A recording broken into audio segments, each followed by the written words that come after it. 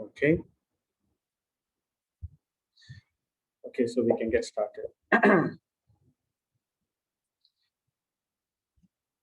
So, as usual, dedicated to His Divine Grace, A.C. Bhaktivedanta Swami Srila Prabhupada, the founder Acharya of the International Society for Krishna Consciousness. So we can say these prayers. You can also say it together if you know it.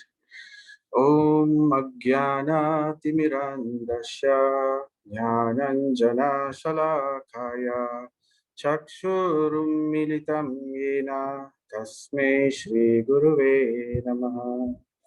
Nama Om Vishnupadaya Krishna Prestaya Bhutale Srimate Bhakti Vedanta Swami Niti Namine. Namaste Saraswati Devi Gauravani Pracharine Nirvishesha Sunyavadi Paschatya Deshatarine. Jaya Sri Krishna Chaitanya Prabhu Nityananda Sri Advaita Gadadhara Sri Vasadi Gaurabhaktavinda. Oops. Hare Krishna, Krishna Krishna, Hare Hare, Hare Rama, Rama Rama, Hare Hare. Oh, just a moment. I think there's a mistake. Give me a few minutes. I'll rectify this.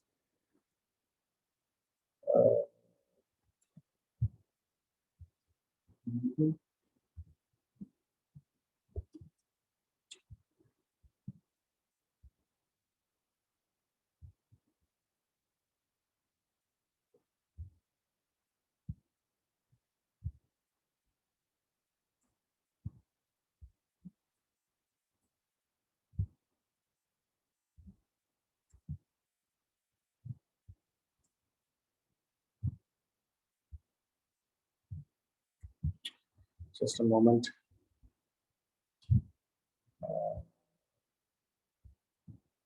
Okay.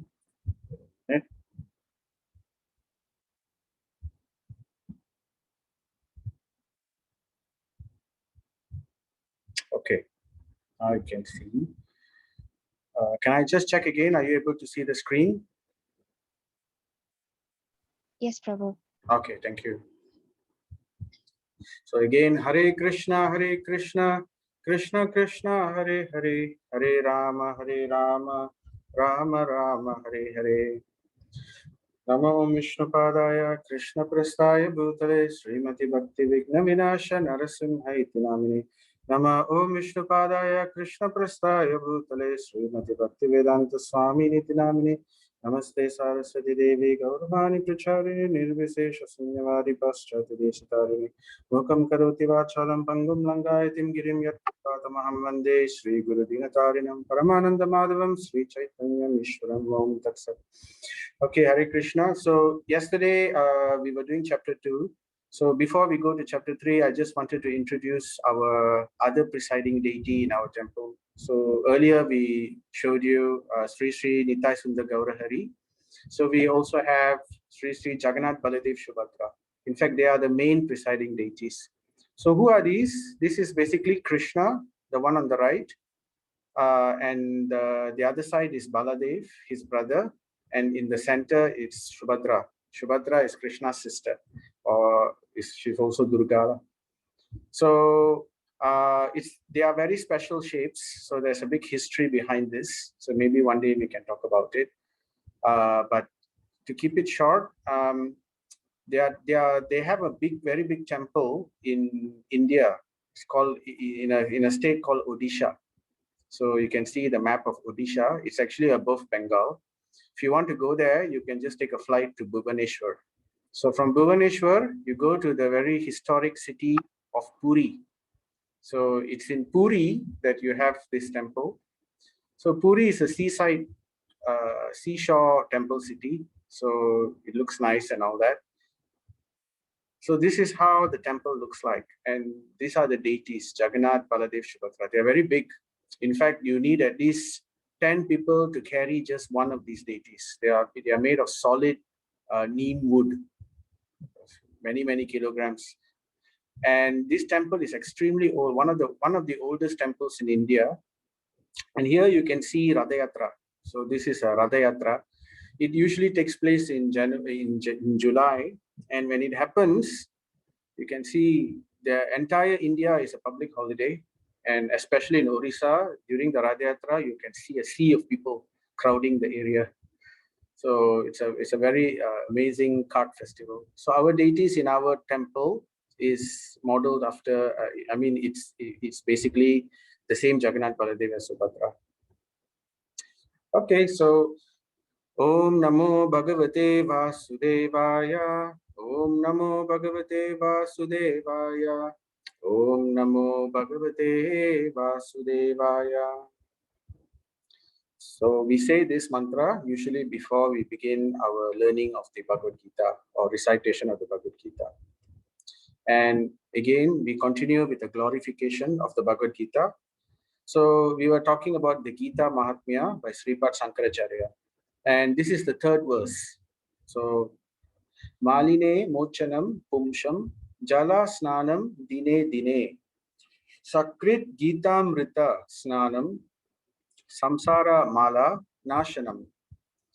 So, one may cleanse himself daily by taking a bath in water. So, Maline Mochanam Pumsam. So, Maline, we clean ourselves by Jala. Jala Snanam. Snanam means bathing. Jala means water. Again and again, dine dine. But if one takes a bath even once in the sacred Ganges water of Bhagavad Gita, so it's like poetically he's comparing the Bhagavad Gita like the Ganga. Sakrit Gita Amrita. So Gita Amrita, the nectarian Bhagavad Gita, Snanam, bathing. Then what happens? For him or her, the dirt of material life is altogether vanquished. So samsara is this material life. I mean, the cycle of birth and death, which we discussed yesterday. Mala nashanam, this dirt of samsara is nashanam, destroyed. So this is the translation of the verse of Gita Mahatmya. So let's do a bit of recap from the last 2 days. So very quickly, just to bring us to perspective of what we were discussing in the Bhagavad Gita. So it began with oh, sorry, not this one. Yes, okay. So it began with Krishna giving instruction to Arjuna. Okay, this is a mistake here. This is not Sankhya Atma Tattva. This is the Arjuna Vishada. The one Arjuna became covered in illusion. So I'm sorry, there's a mistake. This is Arjuna Vishada, not Sankhya. It's chapter 1. So we heard about how Arjuna was bewildered by the Yogamaya potency simply because Lord Krishna wanted to use Arjuna as an instrument to deliver the Bhagavad Gita to the world. So then Arjuna, when he came to the center of between the two armies, like you can see the picture here, then he found that he couldn't fight them. He couldn't fight all the Kauravas because they are all part of his different family members. So he gave many reasons. So one of the reason is compassion, right? Then he talked compassion because, I don't want to kill. Why should I kill? So the opposite of compassion is mercy. So the opposite of himsa, which is violence, is mercy or compassion. So he didn't want to kill. And he gave that reason. Then he also said, I don't want to enjoy the kingdom at the cost of all these people dying. Then he also said, but if I'm going to kill these wonderful people like Bhishma, like Drona, I will be covered with sin because they are my teachers and my friends and things like that. Then he also gave the reason, if we engage in this ghastly warfare, so many people are going to die. So, everybody will be dead, and then the family tradition will be destroyed because the elders of the family are killed. So what will happen to the future generation? So these were all the reasons he was giving. So then, after that, Arjuna became indecisive. he didn't know whether to fight or also not to fight. So he just, even if I let go, it's not right for me to let go because these people are not dharmic. They have done so many horrible things. But then again, I cannot fight them. So what to do? So then in chapter 2, we saw how Krishna, he didn't agree to Arjuna's excuses. He denounces the excuses that Arjuna gave. He calls them Hridaya Daurbalyam. Hridaya Daurbalyam means weaknesses of the heart. That means he's talking out of illusion. He's lost his composure and he's speaking words simply due to weaknesses, and it is not befitting one who knows the truth. So therefore he calls him Anarya. So you're speaking like an Anarya, Krishna says to Arjuna.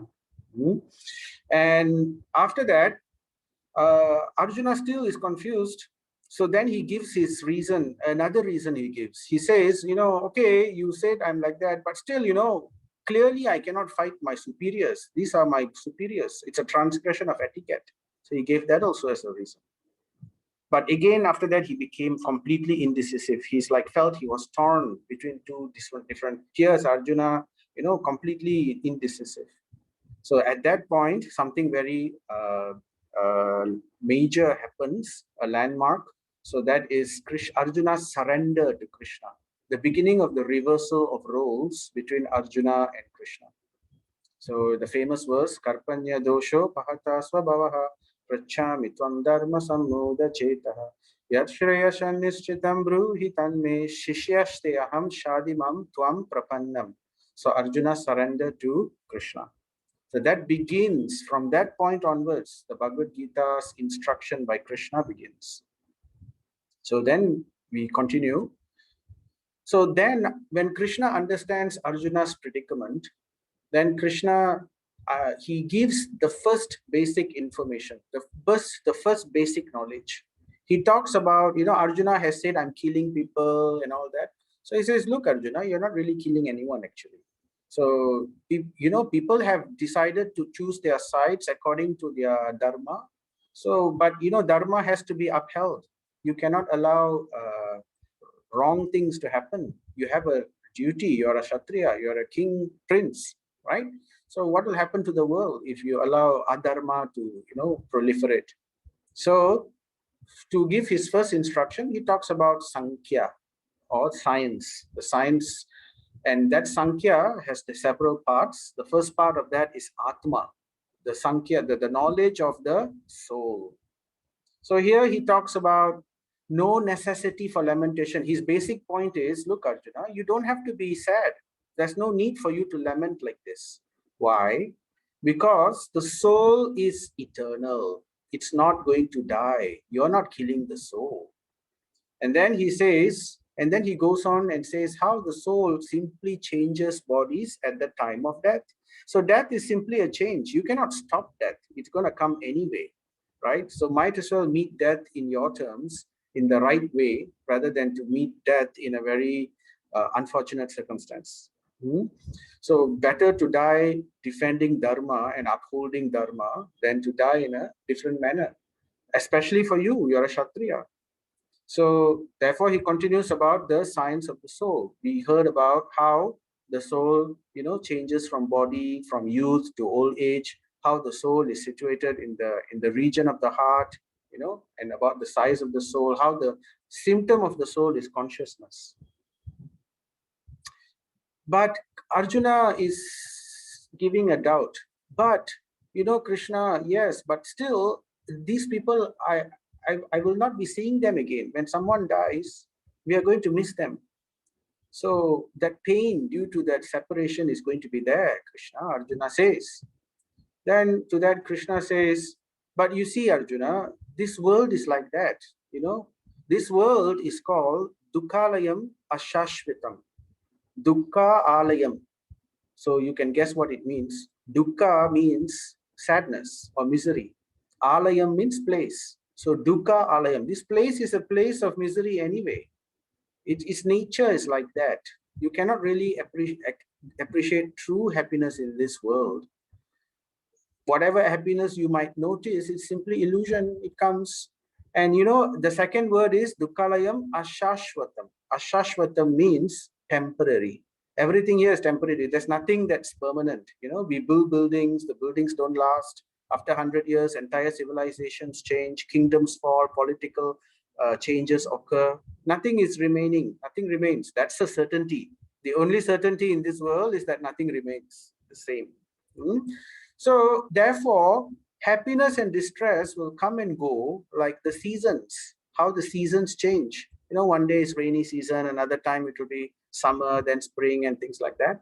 So, and therefore you have to tolerate it. That's all. You just have to learn to tolerate this happiness and distress as it comes and goes. But why should I do that? Arjuna is asking Krishna. Why should I tolerate? What's the benefit of this tolerating? Oh, it's not like we have a choice anyway. You can't make much of a difference. But still, we should tolerate, because Krishna says, one who does this in a very good mind frame, he is a fit candidate to receive liberation. That means freedom from this samsara, freedom from this cycle of birth and death, again and taking birth and taking, so he gives he drops the first hint towards something very, very high, which what the Bhagavad Gita will explore in detail in the later chapters, right? So after talking about all this, then he gives further Sankhya, Atma Tattva. He talks in more detail about the nature of the soul.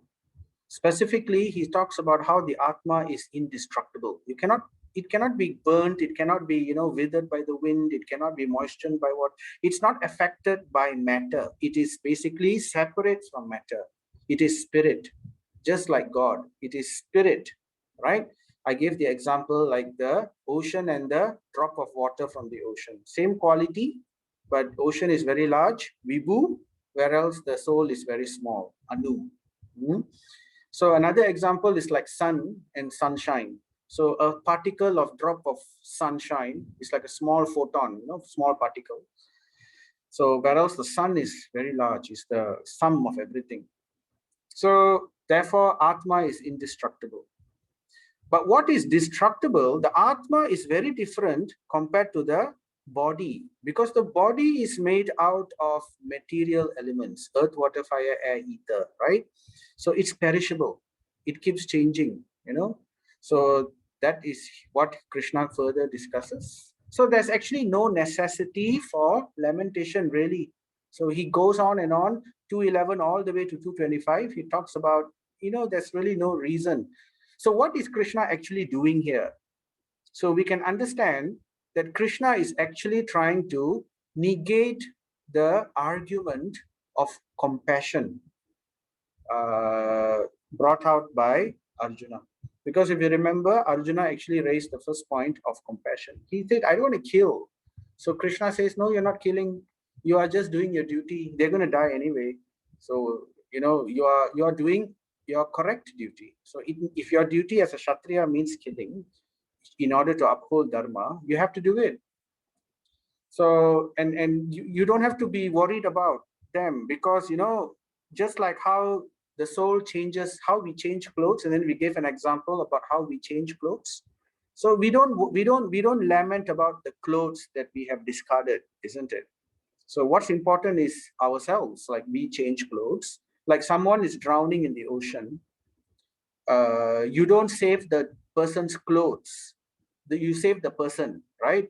So therefore, and even if the clothes are, if some part of the clothes is washed away, you are not going to lament about that.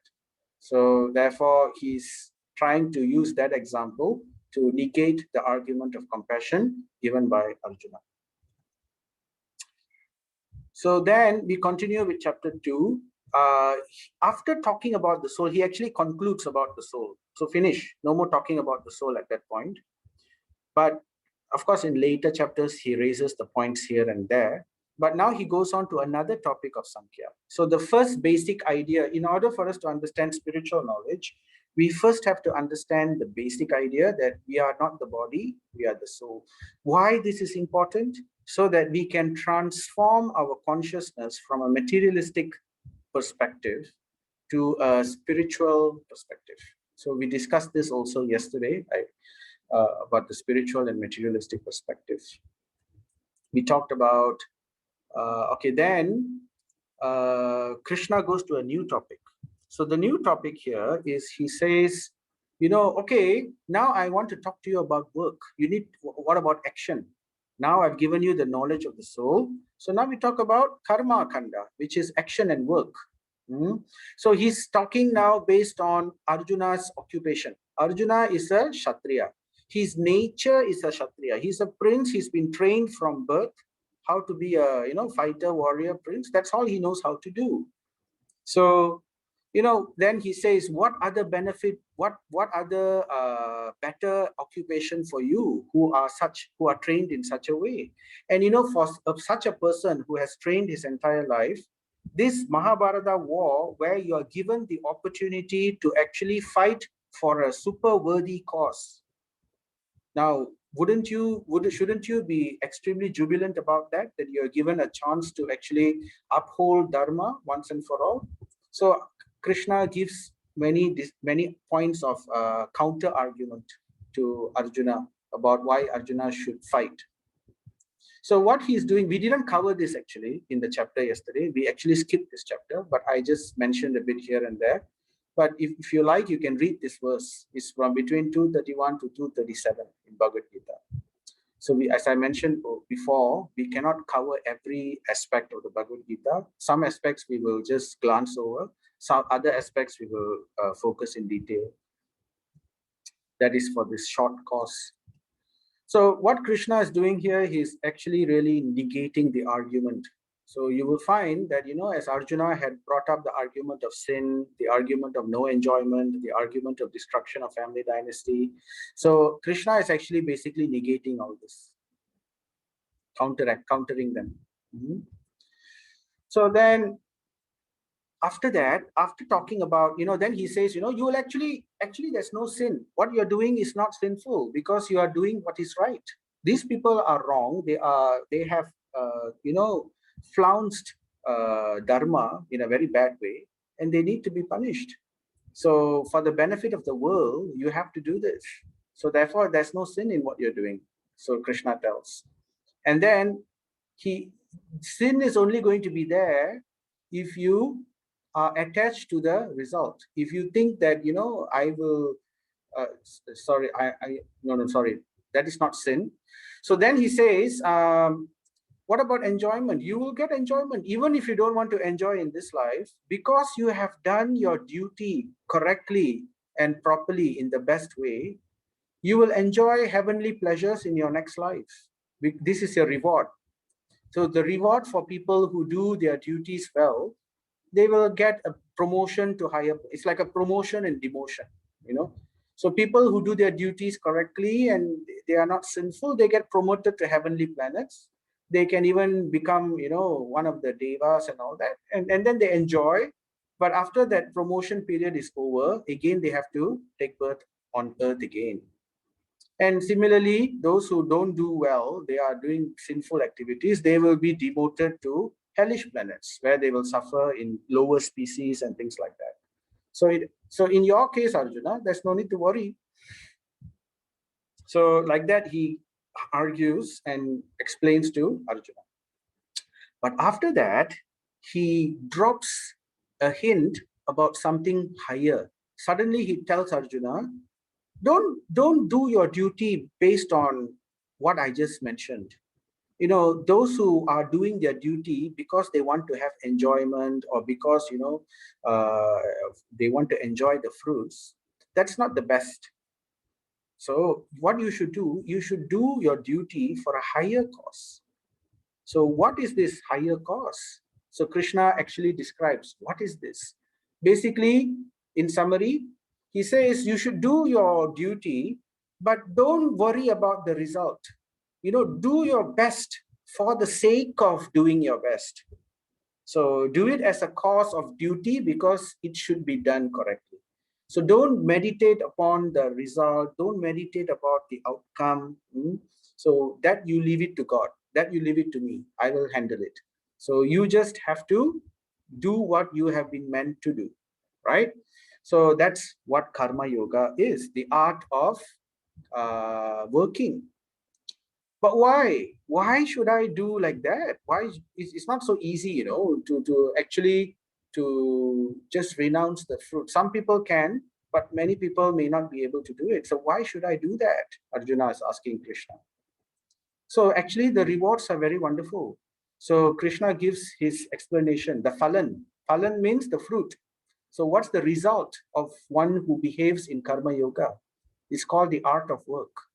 So the result is he rids himself of both good and bad reactions. So that means he removes, why? Because both these good and bad reactions, piety is called basically punya and papa. Punya means good reactions, papa means sinful reactions. So both of these, you know, they will act to bring you higher or bring you lower. But unfortunately, they trap you. They trap us within this material world, this samsara sagara, which I mentioned. This cycle of continuous birth and death. Birth and death. You may take birth in higher species and enjoy better things. And, you know, some people are born in better ways and things like that. But, you know, it's always subject to risk because we are still in the not the right consciousness. So therefore, one who behaves this way rids himself of both good and bad reactions. And what will that do? That will lead that person, that soul, to attain the state beyond all miseries. You know, remember this word I mentioned is dukkhalayam ashashvatam, place of misery. But he's saying that if you do this yoga, you will actually be attaining a situation beyond misery. You will not get good and bad reactions. You will attain something much higher. You will be free. You would have attained divine consciousness. So he gives a teaser to Arjuna to why he should actually adopt this karma yoga mentality. Hmm? So then Arjuna is intrigued. He's very, oh, okay, I didn't know about this. Now you're telling me my curiosity is arisen. So I want to know what is the person, how does the person who has attained this, you're telling me now about divine consciousness, someone who has achieved divine consciousness. What is this divine consciousness? So then Krishna goes on to talk about the divine consciousness, the person who has attained this.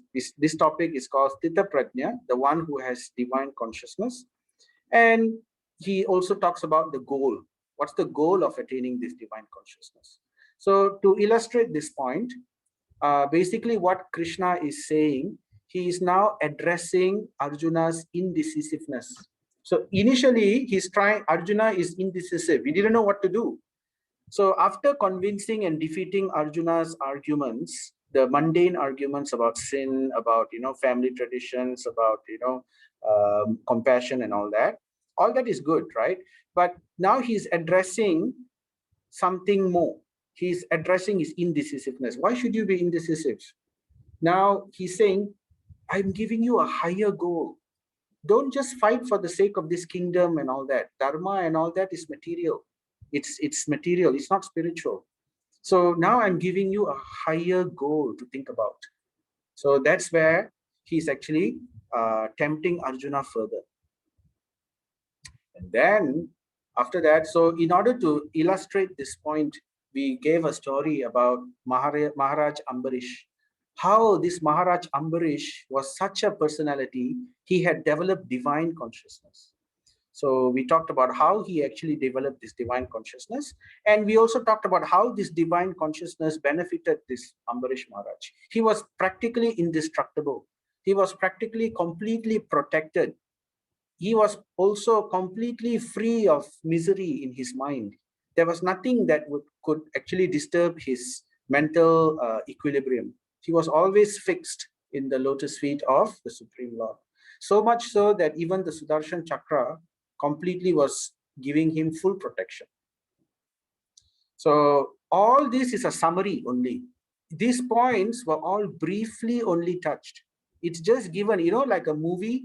We see movie, sometimes before you go to a movie, we want to know whether the movie is good or not. We watch what we call a trailer or a preview.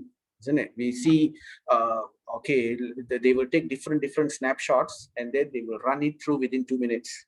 So that's what Krishna is doing here in this Bhagavad Gita in chapter 2. He's giving short snippets and previews about the, what's the possibility of what we can attain. So all that is very briefly discussed. And in the next subsequent chapters, there are 18 chapters in Bhagavad Gita. These points will be developed in full, discussed in detail.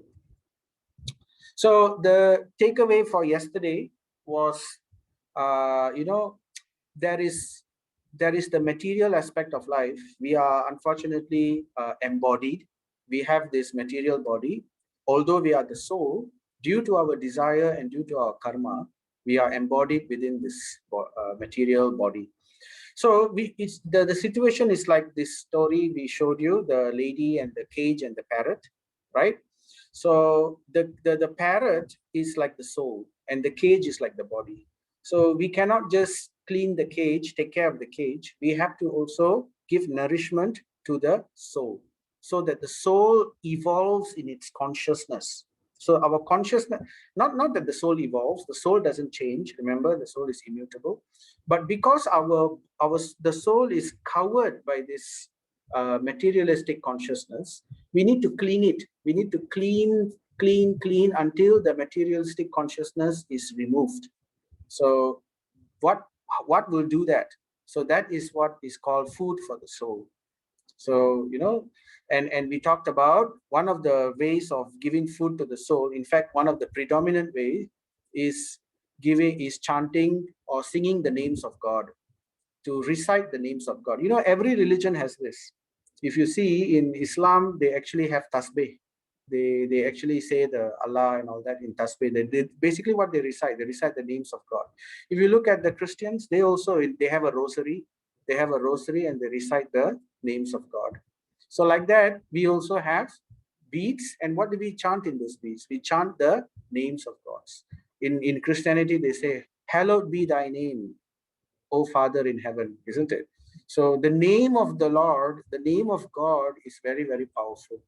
Actually, in Kali Yuga, the incarnation, the entire incarnation of the Supreme Lord is invested in the holy name. In fact, it's non-different. The name of God and God is non-different. It's very different from our experience, because when we say I'm thirsty, so if I say water, water, water, if I say water 108 times, will I become satisfied by thirst? I won't be, isn't it? I will in fact get more thirsty. Why? Because the word and the reality is different. But that is not the case with God's name. So when we say Krishna, Krishna, Krishna, in all sincerity, to that level of sincerity, to that level, Krishna will manifest in that name. So the name of God and God are non-different. So that's why it's extremely powerful to clean our contamination within our heart and to nourish our soul. So that was the recap, takeaway a little. We talked about, we'll speak more about that also today. So now coming to chapter 3. So I hope that gave a good recap to what we were discussing previously, to bring us in context with what is to come today. So Krishna now goes a bit more detail on karma, on work, on the art of work, because in chapter 2 this was briefly discussed. Chapter 3 and also in chapter 5 later, there will be further discussion about the art of work, and it begins with this verse. So it begins with a doubt. Now Arjuna is a very sincere disciple, so he's not just going to, if he doesn't understand something, if he has a doubt, he will immediately ask Krishna. So he was not clear about something, so he says to Arjuna, he says to Krishna, Arjuna uvacha jyayasi chet karmanaste mata buddhir janardana tat kim karmani gore mam niyojayasi Keshava. So Keshava is one of the names of Krishna. So Arjuna said, Janardana is also another name. Oh Janardana, oh Keshava, why do you want me to engage in this ghastly warfare if you think that intelligence is better than fruitive work. Because, in chapter 2, Krishna first talked about, you should, I just mentioned whatever, right? But in the end, he was talking more about Sthita Prajna, the person who has completely purified himself, right? And he was talking about yoga, the art of work. So it looked like, therefore Arjuna became slightly confused.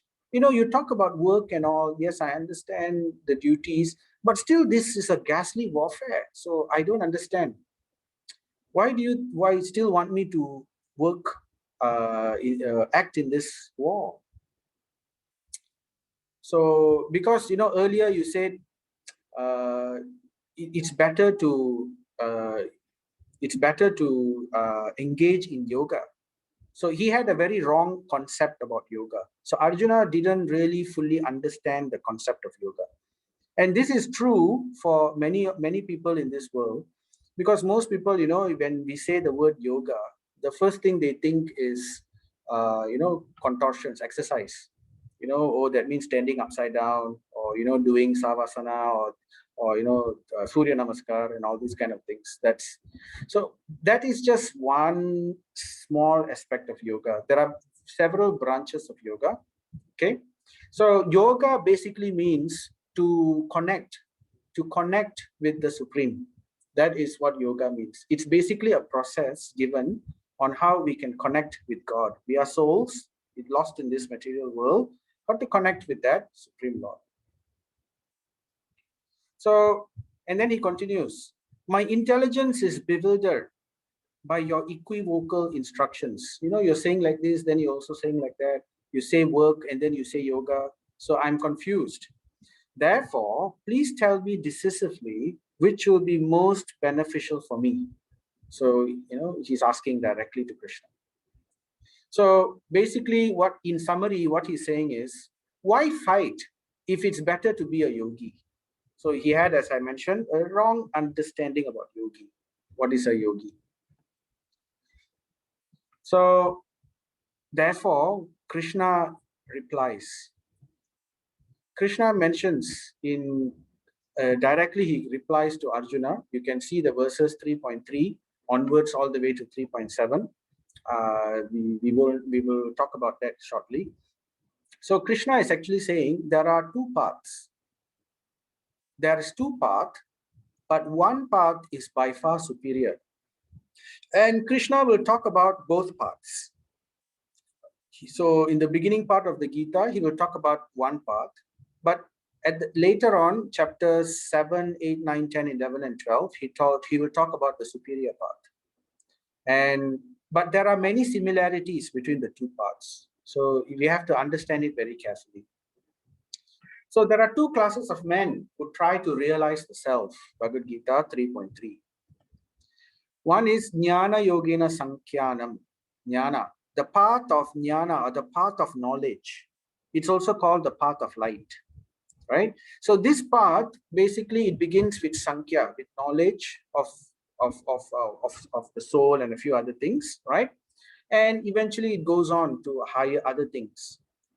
But the other path is called the path of Bhakti. So one path is an independent path, another path is a dependent path.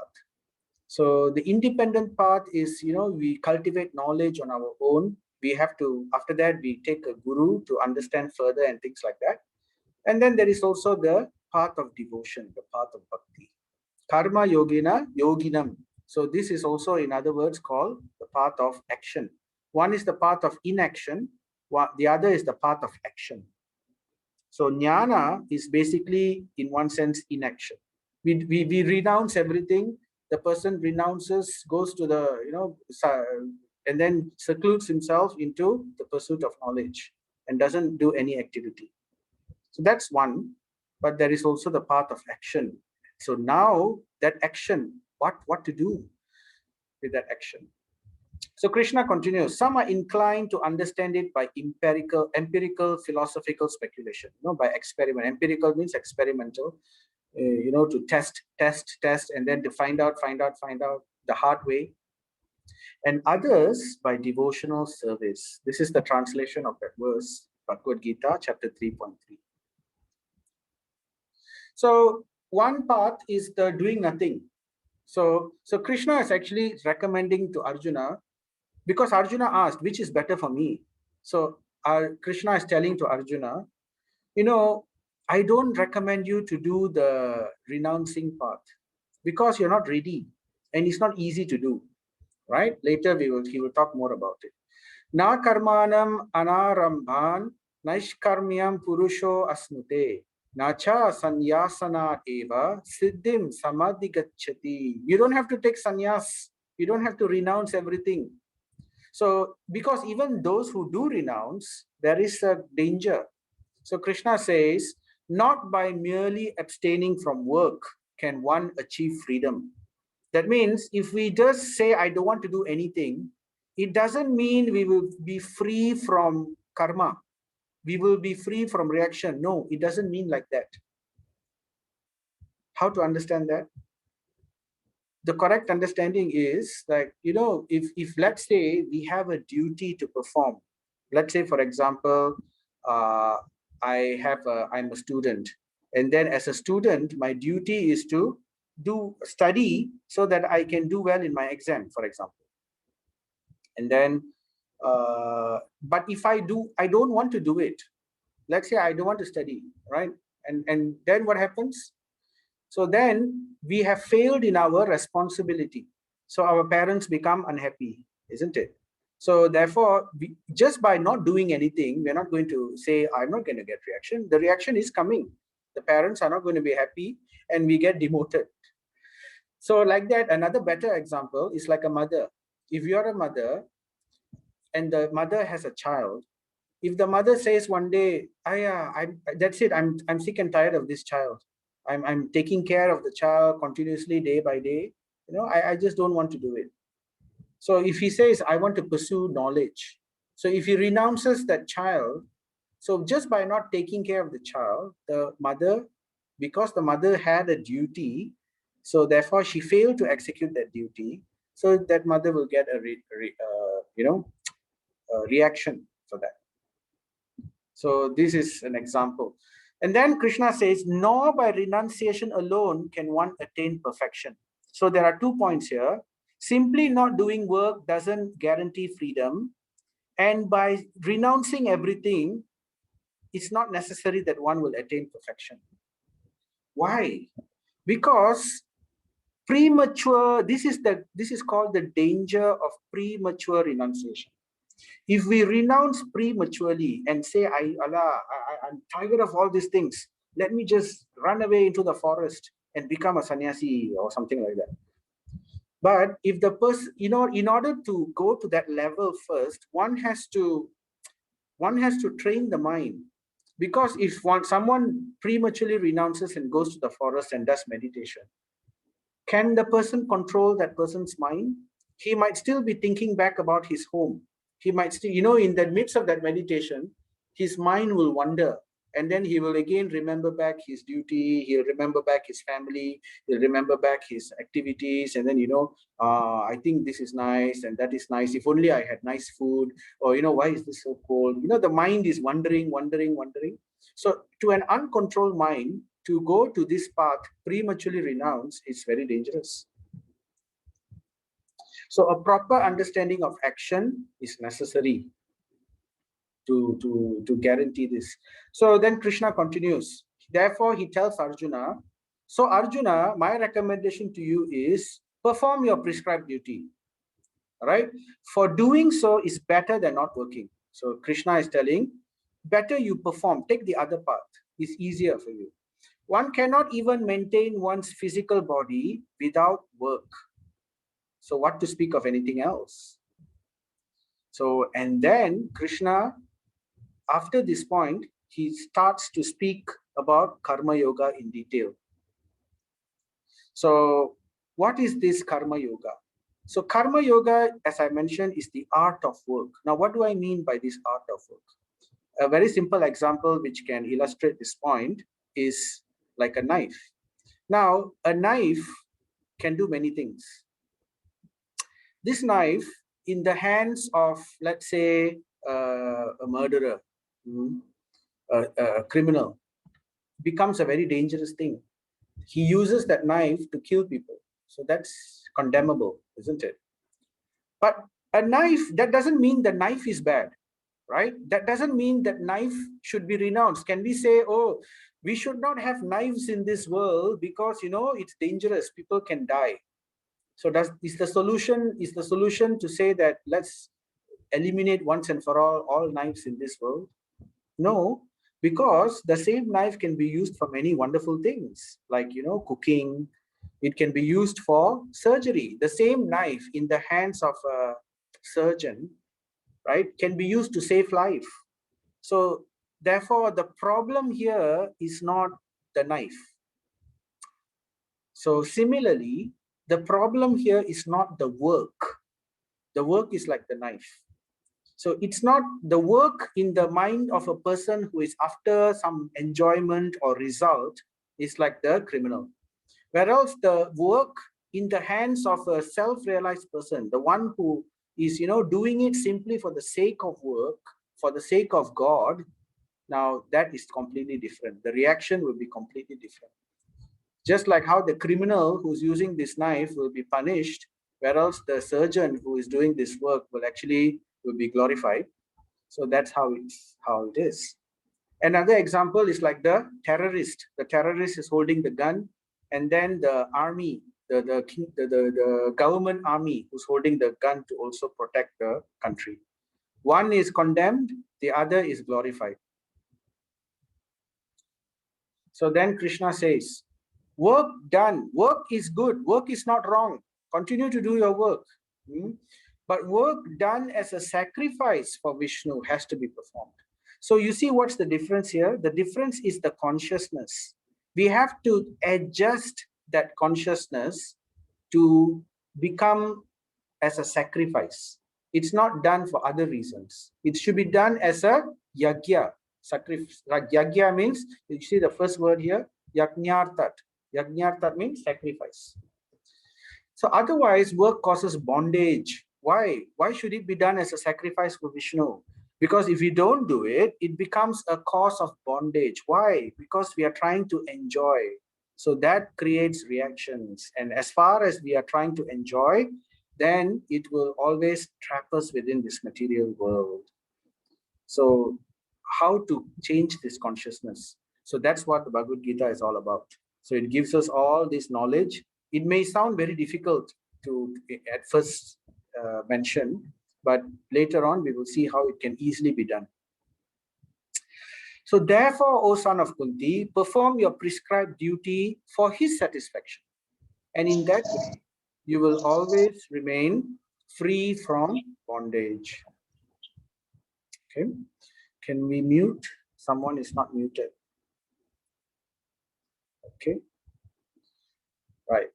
Then after that, but one may say, but still one may be desiring the fruits. Okay, we can try to dovetail our consciousness, but still, one may not be completely purified. One may still be desiring the fruits. So for such people,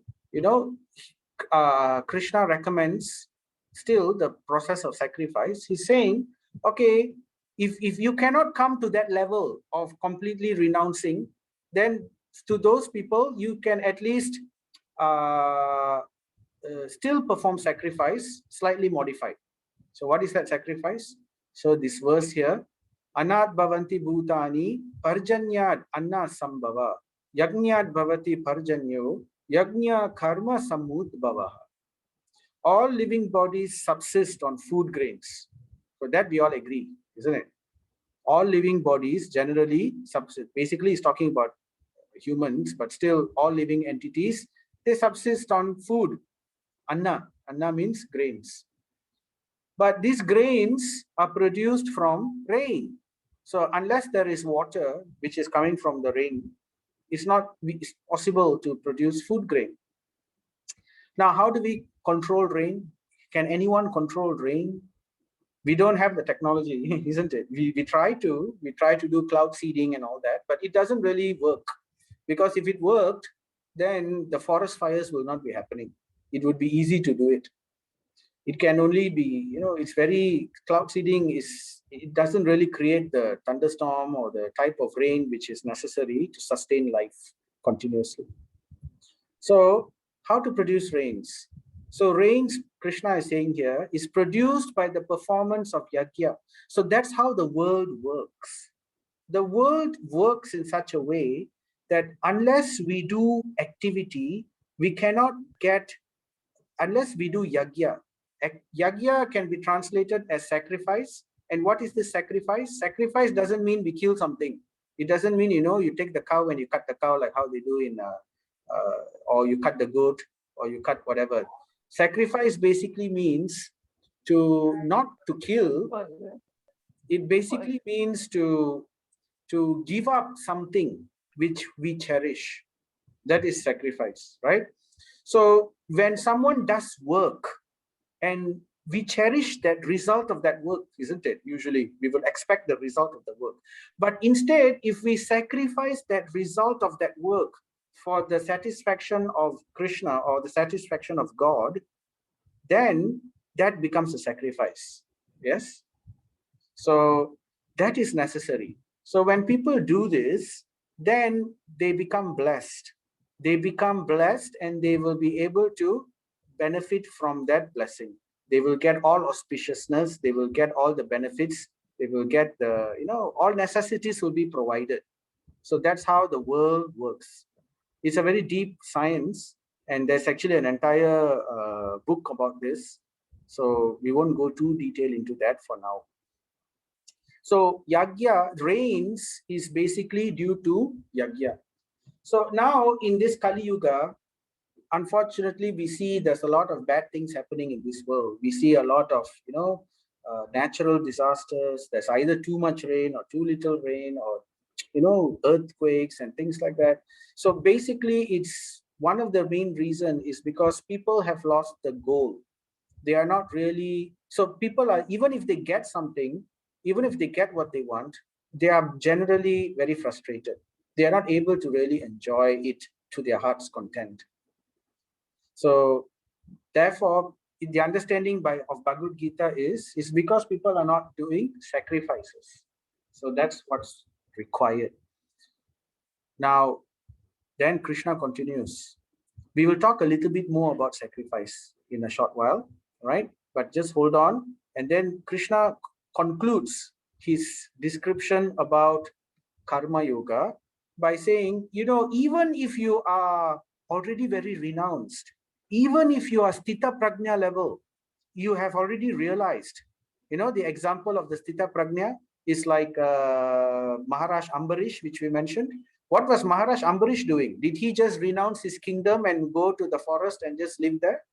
No, he was actually still a king. He was doing his duty, but he was doing it in a very detached manner and completely for the pleasure of the Supreme Lord. Same thing Yudhishthira Maharaj also was doing. Same thing also was Lord Ram himself came and gave that example also. So Krishna himself tells in Bhagavad Gita, Arjuna, there is no work which is prescribed for me. I am God, I don't have to do anything. But yet, I set an example. So here he is highlighting the very important point about setting an example. Why is so important? Because of the next verse Krishna gives. Yad yad acharati shreshtas tat tad evetaro janaha sayat pramanam kurute lokas tad anuvartate. So he says here, the importance of setting a good example by our personal behavior and also by others, right, is that because the world is such that whatever a great man performs or a seemingly great man performs, the tendency is that people tend to follow. Common men tend to follow, So just like we learn in history, right? When a king embraces a new religion, usually the entire citizen also, all the citizens also will embrace the new religion. Like that's how, people change religion and all that. So then there is also, when people set an example, other people like to follow.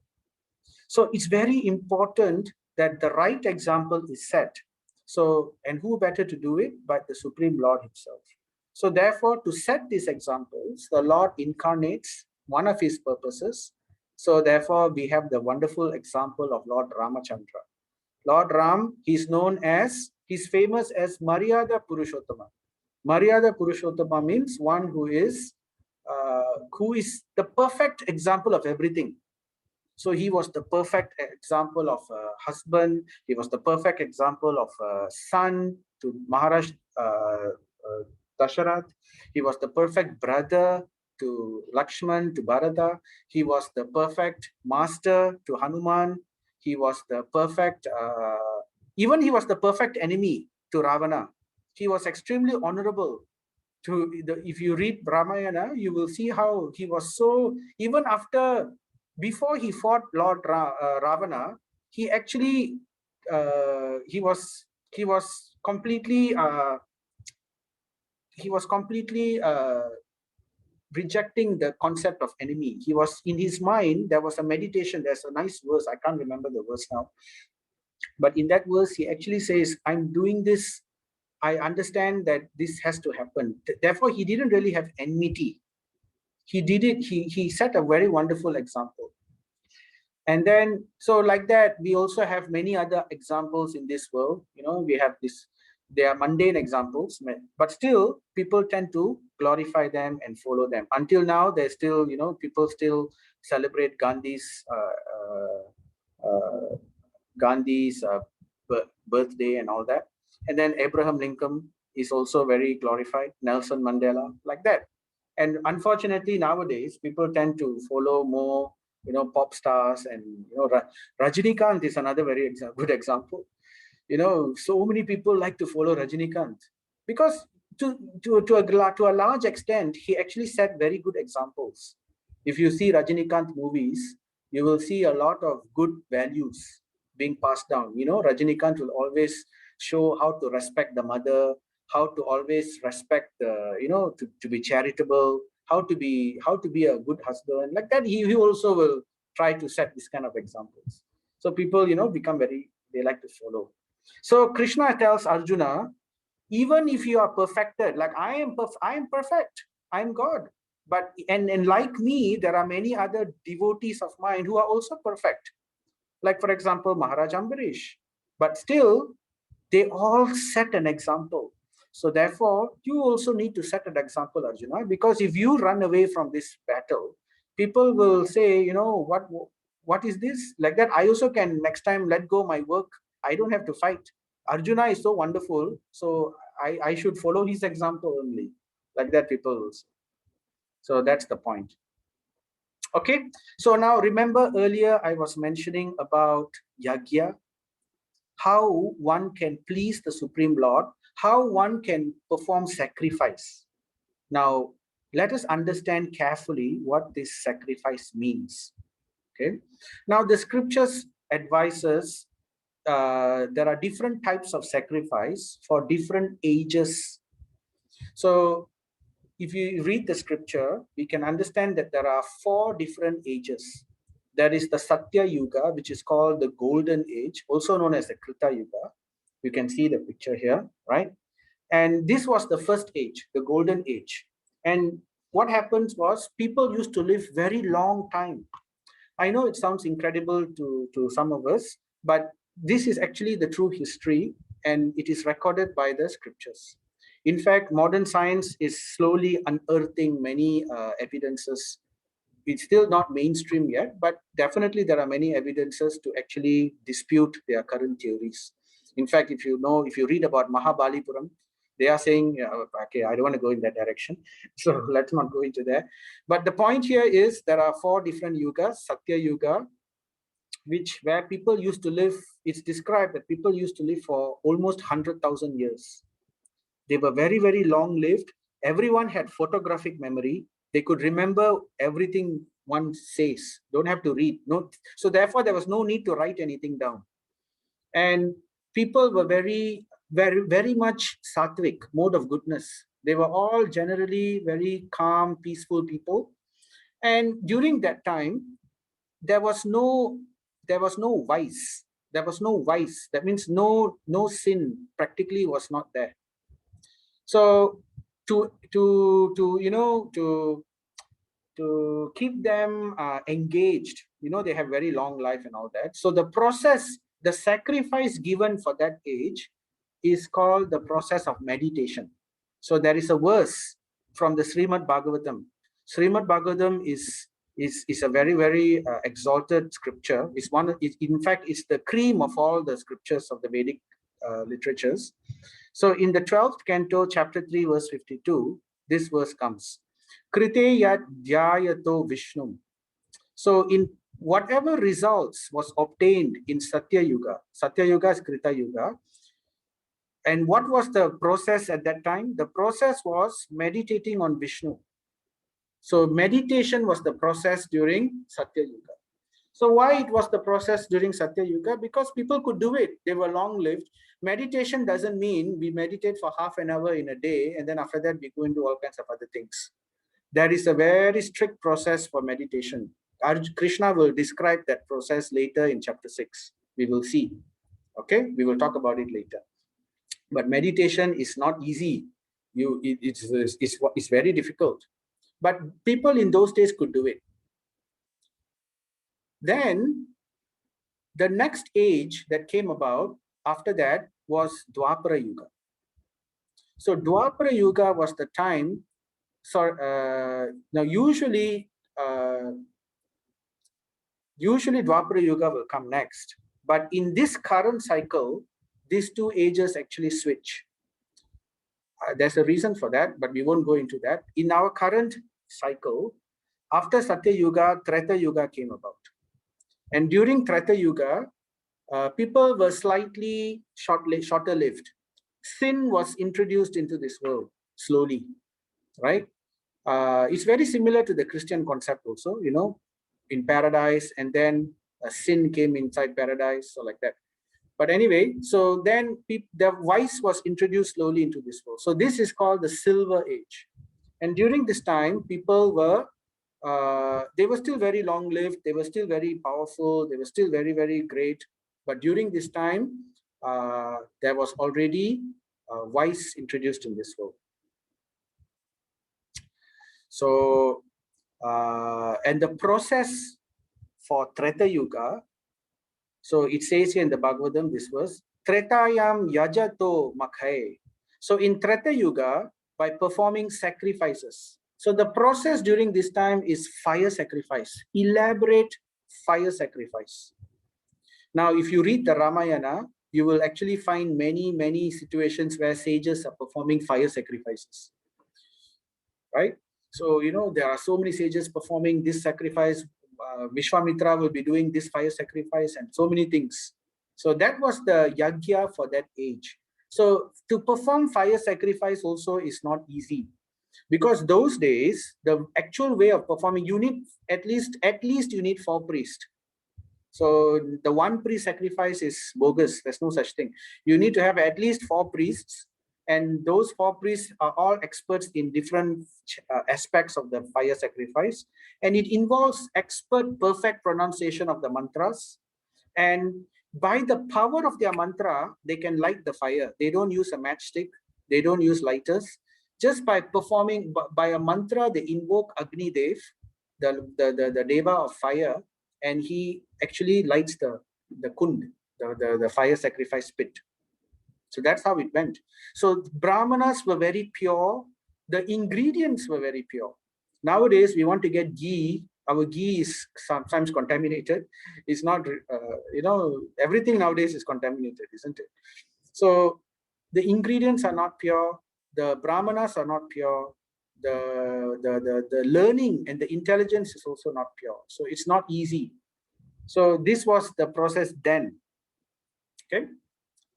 And then came the next age. The next age is called the Dwapara Yuga. So during this time, Dwapara Yuga is the time where the Mahabharata took place. This is during Krishna's incarnation, when Krishna came to the earth. So that happened during Dwapara Yuga. So even more sin, even more vice was introduced. So this was called the Bronze Age. So you can see gold, silver, bronze becoming less and less precious. So people were less long-lived. They were living up to 1,000 years. So in Satya Yuga, 100,000 years, and they were larger in size also, in stature. And then in Treta Yuga, 10,000 years, slightly smaller in stature. In Dwapara Yuga, 1,000 years lifespan, even smaller slightly in stature. And so during this time, there were still kings, there were still Vedic kings. So kings were there all over the world.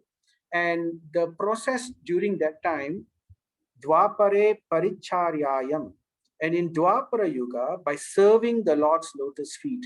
So the process was elaborate deity worship, temple worship. So you can see during that time, big temples were made.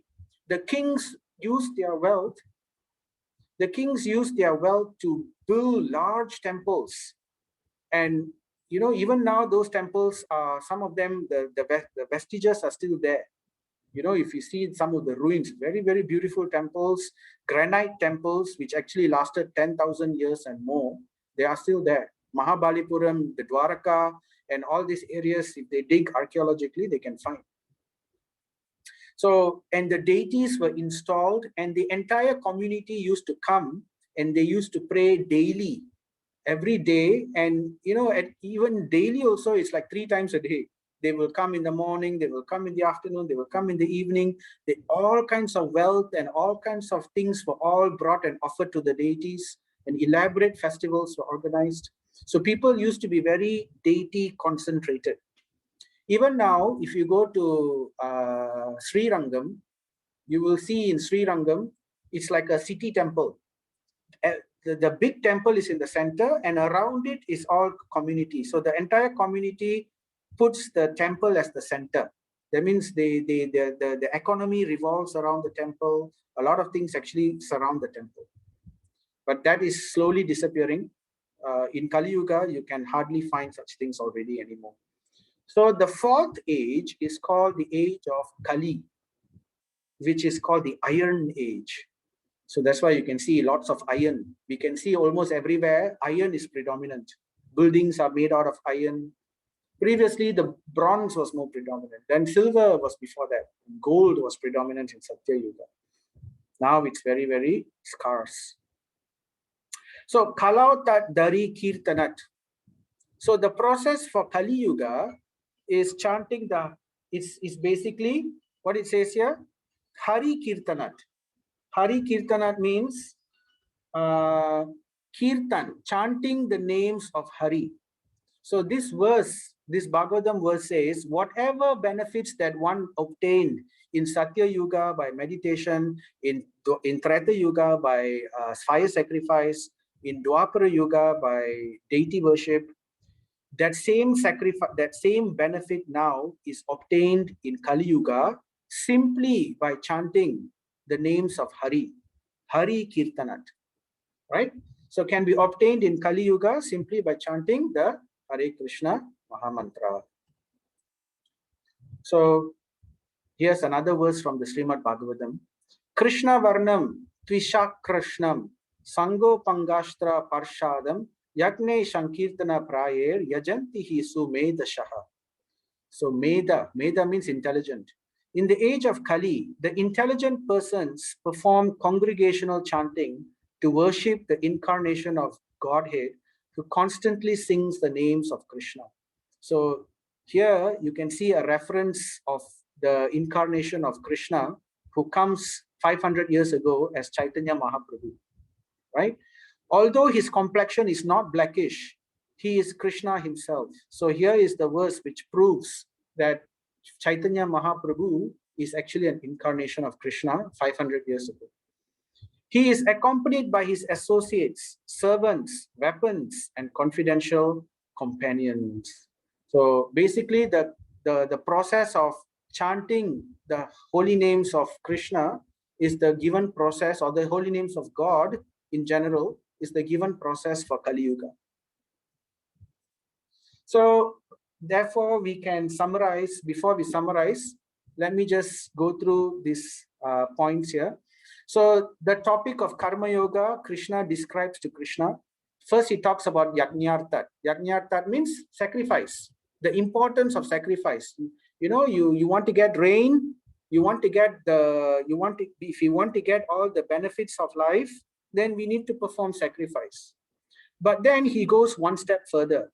He says, don't do it for the sake of benefits. Don't do it because we want to get something out of it. Do it so that we can do it in a renounced mind. Give it everything to God. Surrender the fruits to God and do your work. That is even higher. That becomes yoga. And we already talked about the benefits of yoga, isn't it? So then after that, Krishna says, set a good example. It's necessary that we need to set a proper example for this world. Otherwise, nobody will do anything. And then he concludes this topic of Karma Yoga by talking about the perfection of karma, the perfection of work. So there are several levels of work. First level is you need to perform sacrifice. Second level of work is do the sacrifice, but don't expect any results. Do it for the sake of God. Third perfection, the higher perfection of Karma Yoga is bhakti. Is actually do it for the pleasure of God. So that point will be described further in chapter 5. Arjuna will ask a question later. But here it is described in brief. You can see here only 2 verses, 30 to 32, where Krishna actually goes even higher, the perfection of Karma Yoga. So then Krishna continues about material conditioning. Now this topic we will not cover in this course. So if you're interested, basically it talks about, it talks about sin, why sin comes about, why we have this enjoying tendency, and all this. He talks a bit more detail on those aspects. So we will skip this for now. Okay, trying to keep to the context of the points that we are raising. So in summary, the takeaway for today, the key takeaways are, number 1, karma or renunciation. So do we do work? This is basically Arjuna's question. Should I just let everything go and do nothing? Or should I act? Tell me which is better for me. So we know clearly which is better because Krishna has given his clear opinion on that. So he says to Arjuna, don't artificially renounce. You cannot. You're not ready. We are not ready. We cannot artificially renounce because we need to have a certain level of advancement before that happens, right? So he recommends to Arjuna Karma Yoga, the art of work. So then he talks further about Karma Yoga. And he talks about, sacrifice, then do the sacrifice for Vishnu, and then do it for the pleasure of the Lord eventually. How to do this? So then he talks about any activity that we do, we try to dovetail it to Krishna. We have to eat, right?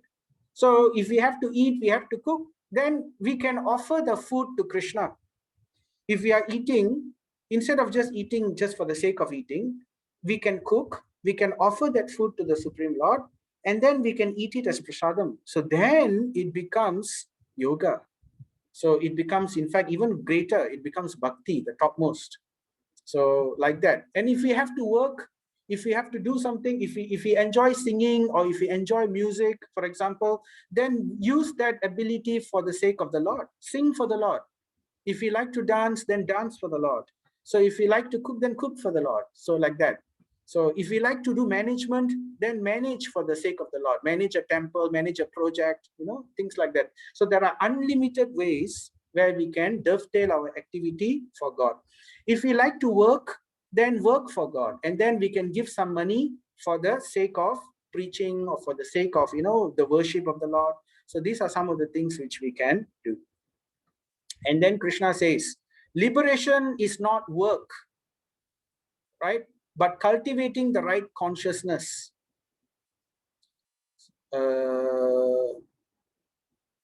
Yeah.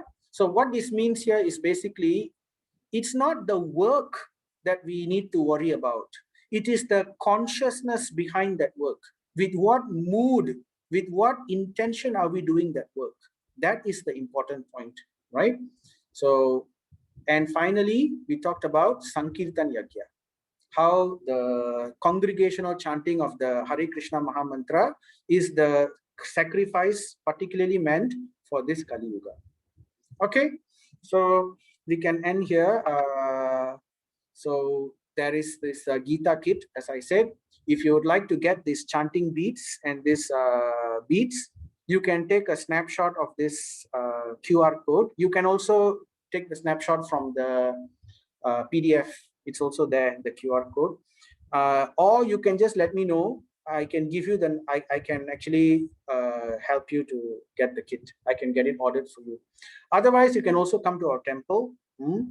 And there's also this, as I mentioned, this is a certificate course, and there will be a quiz after this. So please, I will send the quiz shortly. Once you get it, please try it. So with that, I'd like to thank you all very much for patiently hearing me out. So Vanchakalpatarubhyascha, Kripa Sindhubhya Evacha, Patithanam Pavanebhyo, Vaishnavebhyo, Namo Namaha. So with that, I'd like to check with you if you have any questions. Are there anything that you would like to clarify? If you feel that some things are not clear, if you're not understanding certain points which I mentioned, feel free to ask. If you feel if you want to write it down, that's also fine. You can put it in your chat, or you can just WhatsApp in the group. Right? So are there any questions?